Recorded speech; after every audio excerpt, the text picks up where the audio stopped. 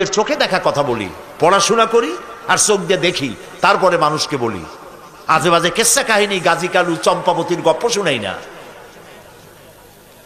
Europe আমেরিকার স্টেশনগুলিতে bus stoppage, train station, বিমানবন্দর, train আসতে দেরি আছে, বাস ছাড়তে দেরি আছে, প্লেন ছাড়তে দেরি আছে।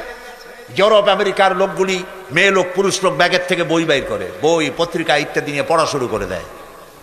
বাচ্চাগুলি, মায়ের সাথে যদি বাচ্চা থাকে, কম্পিউটার ল্যাপটপ সাথে থাকে, সেই ল্যাপটপের মাধ্যমে বাচ্চাকে পৃথিবীর ভূগোল দেখায়, জ্ঞান শিক্ষা দেয়।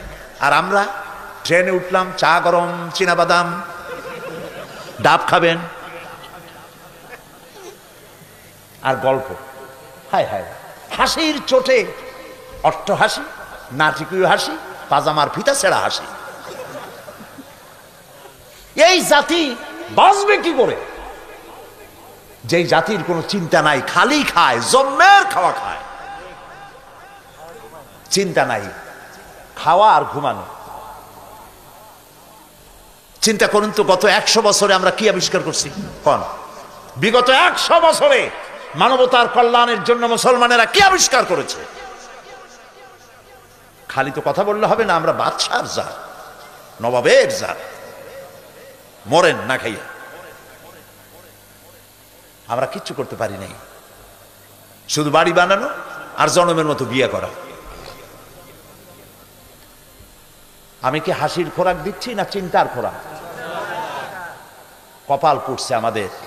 বিশ্বকবি আল্লামা ইকবাল কি সুন্দর করে বলেছেন, আ তুঝে বাতাও তকদীরে উমম ক্যা হ্যায়, আ তুঝে বাতাও তকদীরে উমম ক্যা হ্যায়, শমশীর ও সেনা আউয়াল তাউস ও রুবাব আখির। এসো, এই জাতির রাইজিং অ্যান্ড ফল, উরুজ এবং জাওয়াল, উন্নতি এবং অবনতি কেন হয় আমি তোমাকে শুনাই। কে বলছেন? বিশ্বকবি, কবি সম্রাট। এর নামই তো কবি, এর নামই মুসলমান কবি। ওই কবির নাম মুসলমান কবি নয় যে ব্যক্তি বলে ফজরের আজান যখন শুনি মনে হয় যেন বেশ্যা তার খরিদ্দার ডাকতেছে। বেঈমান, আল্লাহর গজব। আর মৌত হলে জানাজা পড়া মুসলমানদের জন্য হারাম।